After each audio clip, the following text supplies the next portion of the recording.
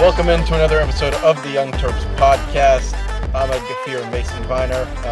FYI, for all of you listening, I'm recording this from the car between the Northwestern Center of Performing Arts and the Northwestern Visitors Center. So apologize for any background noise in advance, but it was a brutal day to leave the state of Maryland. Ahmed, the Terps fall at Northwestern 33-27. Let's start off with some instant takes per usual. Yeah, I mean, obviously, like you talked about on Tuesday, it's been 3 weeks since we've had a lick of success. Looking forward to kind of putting that behind us, and we ended up seeing more of this what we saw against Illinois. Just really another game, unforced error, discipline, the drops loomed large. Touchdown went through Sean Jones' hands. Ty Felton had a key drop right before the game-sealing interception. Again, just felt maybe a little less like a game of what ifs against Illinois, but it really did feel like Northwestern was the clear better team today. Yeah, no doubt about that. I think that look, Maryland just didn't bring it today. I mean, on the field, it didn't really seem like when they came out of the tunnel that they were necessarily happy to be there, and it was a dead environment at Ryan Field today. There was barely anybody in the stands, and Maryland, look, it's back-to-back games and where they need to bring their own energy, and they just failed to do it. I mean, it didn't really look like anybody was happy to be playing football today on the Maryland sideline, and it showed in the performance. They were outplayed. Northwestern is a team with, you know, Pat Fitzgerald's background still there, and that's a team that's going to give 100% effort all the time. And David Braun's continued that, bringing the North Dakota State philosophy to it. And clearly, Jay Sean Jones, Ruben Hippolyte, and Mike Loxley all said it. They were more intense. They out hit us. They out efforted us, and that is something that I think every Maryland fan, contributor, anybody that has anything to do with this program absolutely hates to hear a head coach and two of your leaders say that. Yeah, I think obviously, I tweeted after the game, this is probably the worst loss of the Loxley era, and it probably is. When you think about, it's tough hearing that. Yeah, it's tough hearing that from your fourth year, your sixth year starters in year five of the program, and prayed every time you had a mic in front of the coaches or the players before the season started. It was we're ready for Big Ten championships. Elevate that expectation, and I think Northwestern. When obviously they went through that coaching change, a lot of people looked at them and said, "Hey, maybe they'll be the easy team this year." But it was pretty clear early on in the first week or two that this Northwestern team wasn't going to just completely roll over. But again, it just really didn't feel like Maryland. That was the issue with Maryland. I mean, Maryland. Look at how they started off offensively, being able to generate the 36-yard big play by Caden Prather there, the 8-yard touchdown to generate a score, and then generate sacks on second and third down to force a Northwestern punt. And then, ever since then, Talia had the fumble, looked like it was an interception, and then that was the start of 4 consecutive scoring drives for Northwestern. And obviously, Maryland's defense, was able to buckle down in the second half, allowed 9 points on 6 possessions there, but it just it felt like every single time the offense really needed to do something outside of that last that touchdown in the final minutes of the fourth quarter there, Maryland just let it all slip away. Yeah, and it was a series of miscues that looked like, the equivalent of Lox's first year in College Park. Bad penalties, the offensive pass interference against Jay Sean Jones, I felt like was a defining moment in the game.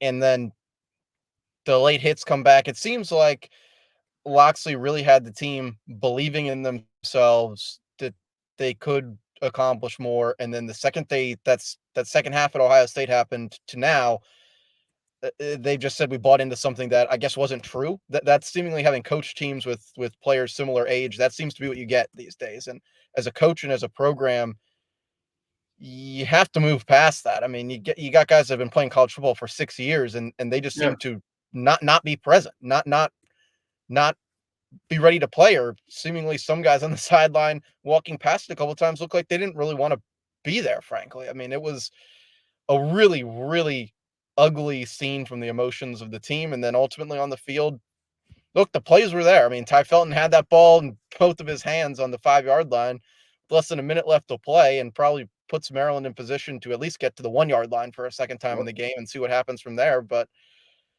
echoes of the Purdue game from last year and plenty in the history book, but this one really goes for at least for me in its own category just because this team had me believing that they would be in a spot and certainly not a 5-3 going into a gauntlet of a schedule with teams that are really starting to kick it into high gear as the season comes to a close. Yeah, I mean, last 2 weeks, you get a chance. I guess if you kind of look at going into this Northwestern game again, you get a chance to prove that the Illinois game is the outlier. That's no team wants to have that one letdown game, but you prove that it is the one letdown game. But I think that this game is, and I tweeted this is the worst loss because it's year five again. The Penn State, the Iowa, the getting blown out by Ohio State, like all those in the past, they're bad losses, but they're humbling. They bring you back down to earth. This is when it's followed by a bye, which is followed by a humbling loss at home against Illinois. This is probably the lowest point of the Mike Locksley era in College Park.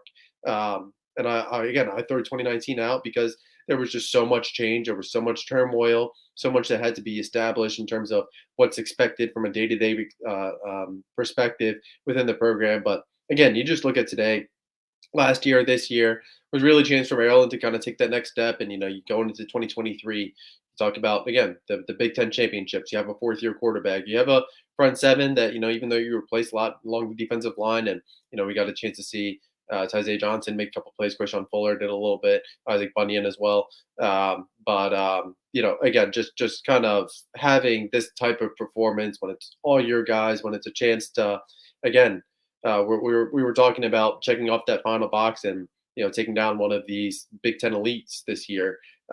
So we got one of them coming into College Park next weekend, but I think there's a list of questions that need to be answered before we really ask ourselves if Maryland can take down Penn State. Yeah, yeah, and there's a lot of I guess moving forward needed. I thought what Loxley said in the post game uh, press conference, and Ahmed, I'm sure you could see it over the Zoom and on the video of it, but that was probably the angriest I've ever seen Mike Loxley uh, in a stretch of time. And yeah, you mentioned 73-14 at Ohio State in this first year, the 59. I guess was 59 nothing or 59-3 game at home against Penn State, the Temple game that year. But as far as I went back on the Terp Talk post game show we did right after that, and I said it almost looked like a guy that's coached his entire life and has gotten seemingly to a point where he's the head coach of a program at the team they grew up with, and it doesn't seem to be going his way either. It's not only the players that face that; it's the coaches. They come in every week; they're paid the big money to set the program up, as they always say, set the players up for success, give them, the scheme to it, and ultimately some sort of soul searching or wayfinding is needed across the board. And Locke said that, but I've not necessarily seen him that almost like rattled, angry look that he had. I mean, I know he gets like that. Everybody that follows the program, obviously, you can't coach a team like this and not Right. see it that way. But it was it was a different feeling. The Illinois game was bad, as you said, but this one was just plain old ugly.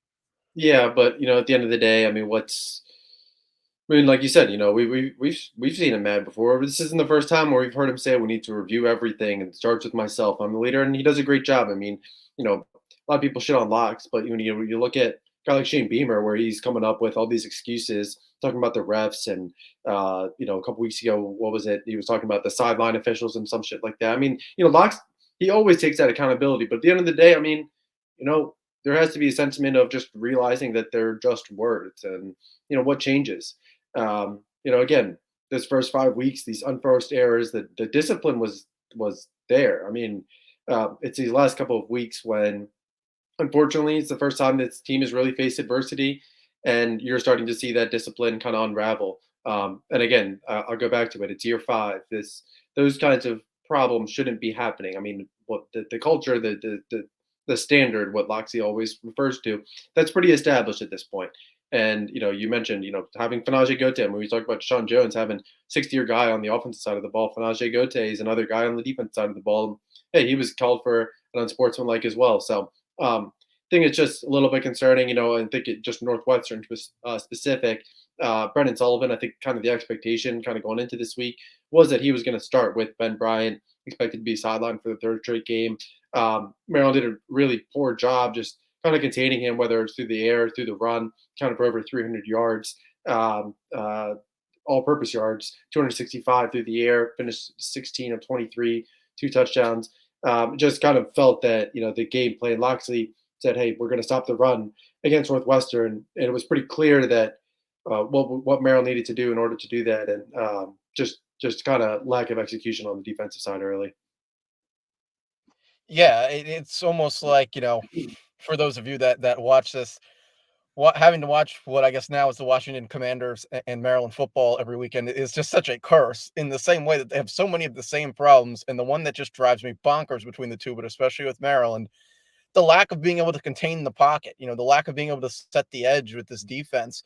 Early, it was the zone runs and just a lack of eye discipline, gap discipline. I mean, you could throw out every, coach speak football term for a linebacker and for a defensive end, and just weren't executing at a high level. And look, Ruben Hippolyte said it after the game. I said it on our podcast earlier this week. A lot of teams Brendan Sullivan's had success against this year, it's been the first time that he's played against them. Last year, we played the same quarterback who tried to do the same things. Yep. And you can't say it was, the first time we saw the guy or there isn't film or, all those excuses are thrown out the window. You have 2 weeks of preparation for a guy who likes to get outside the pocket, likes to make plays from outside the pocket, can run the ball. And he's a big guy. He's a hard guy to take down. You got to have some level of just mental wherewithal to do the things you're supposed to do and not take the bait. And then later in the game, they ran a fantastic game plan of turning the zone runs into screen passes because they noticed that Yep. again, now your ends are crashing down trying to stop the zone run. So some of them, again, the cross screen game, the flats, the same things that Maryland's been exposed on all season. Just a perfect game plan of looking at everything that's gone well against this defense, which is a fairly decent unit as a whole. But man, does it have some holes. And we've talked about the nickelback being an error spot. It's bad. Jaquan Shepard and Tarheeb still are going backwards. There's a lot to look at right now that any team with coaching staff that has some time to prepare can pull out, and you got to start to stop those things. Yeah, I mean, completely. I mean, it wasn't look. Obviously, the secondary gave up big plays for the third consecutive week. Obviously, Bryce Kurtz was able to find some success. Isaiah Williams, Marvin Harrison, all those guys have been able to kind of torch the secondary. But yeah, I think the most concerning part is they had 2 weeks to prepare, and it's not like Northwestern did anything that was, you know, really out of the ordinary. So it's just think the Illinois loss was humbling, and this one was puzzling. So overall, just again, the worst performance, the worst outcome of the Loxley era, and they're gonna have to figure out a way to right the ship very quickly. Yeah, you mentioned the standard, and it's something that I want to go back to, and it's something that I feel like needs at this point to be said is that applies to everybody that's in the program. That's what Loxley says all the time. So I almost feel like maybe we're not seeing that actually be put into practice. At some point, every player, quarterback included, all the marketing material that's out there on some of these guys. Frankly, if they turn on the tape this week and those guys aren't doing their job, the same rules have to apply to the coaches, the players. If you're going to promote that to be your phrase that you go to, and he did not say it once, I believe, in the press conference today. He did not use the phrase the standard, but the players certainly did. Yeah, Is next week if they go out and that's a tough matchup. We've both said that throughout this entire season. That's the game they're probably going to get blown out in, even when we were a little bit high on the expectation. But I guess going into this week, definitely going into the week after next, that's got to apply to everybody, even if it's the quarterback. Because I know that Loxley, he loves his quarterback, and I understand that as a coach. But at some level, everybody has to be considered under that. And there's a lot of guys in their last, year here, in their last, to came back for this moment that turned down NIL deals, all that stuff. But at some point, the performance on the field has to equal that. That's really what matters. Getting now what's going to be a hard sixth to win to get yeah, has to be the goal just to stay alive. I mean, to have anybody in the stands, they're already struggling in so many areas in this football program in a purely financial standpoint that you just got to start to consider who belongs at who gives me the best chance to win tomorrow has got to be the phrase in the building. Yeah, I mean, you talk about fan support. Look at the next two games. I mean, look at how Maryland fared really second half against Ohio State, Illinois, again now Northwestern. Then you consider the next two home games, last two home games are Penn State, Michigan, and I mean, it's hard for me to expect anything other than less than 60-65% opposing fans. So, but yeah, when you talk about just the accountability and that and just kind of from a top down perspective, I mean, definitely needs to be had. But I think just overall, again, when you look at just getting back to 6 wins, that's it's not going to be easy. Nebraska is going to be a tough place to play. Rutgers is no easy opponent, and it's on the road this year, Thanksgiving weekend. So, um, I think the big thing right now is when you talk about that standard and that it goes to everyone inside the program. Again, we're weeks removed, about 2 months removed now from Lochte saying, "I love the coach in this team. I'll go to battle with these guys any day." And those are all reflective of the team culture, the team camaraderie, like that bond, um, and the relationship, the trust between the coach and staff, and that looms largest when you go through that adversity. And in years past, covering the program, I mean, 2020 was a brutal year, and I think that was just COVID kind of magnified it. 2021, when they went through their losing stretch, there were definitely some negative rumblings in the locker room.